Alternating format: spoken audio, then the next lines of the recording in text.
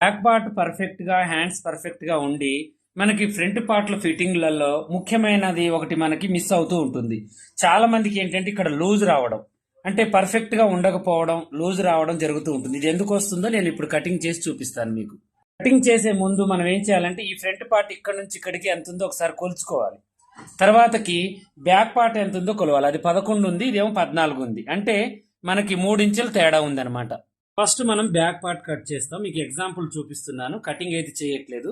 Back part cut చేసిన తర్వాత ఇది కటింగ్ అయిపోయింది. దీన్ని బట్టి మనం ఫ్రంట్ పార్ట్ కట్ చేయాలి కాబట్టి ఇప్పుడు మనం డ్రాయింగ్ వేయాలి అంటే ఇలా డ్రాయింగ్ ఇలా వేసుకోవాలి మనం. ఓకేనా? ఇప్పుడు దీన్ని ఇది చూడండి, ఇప్పుడు ఇక్కడ నుంచి నెక్ ఉంటుంది అనుకోండి, ఇది ఇలా వేసుకున్నాం మనం. ప్రస్తుతానికైతే ఇలా చూడండి. ఇప్పుడు ఇలా మనం ఫ్రంట్ పార్ట్ వేసిన తర్వాత ఇప్పుడు మనం బ్యాక్ పార్ట్ కి ఫ్రంట్ పార్ట్ కి 3 ఇంచుల తేడా ఉంది. అంటే మనం ఏం చేస్తాం, ఇటు హాఫ్ ఇంచు అటు హాఫ్ ఇంచు లేదంటే ఇంకొంచెం తక్కువగా మనం బ్యాక్ ఫ్రంట్ తీసుకుంటాము. దాంట్లో కొంచెం కవర్ అవుతుంది.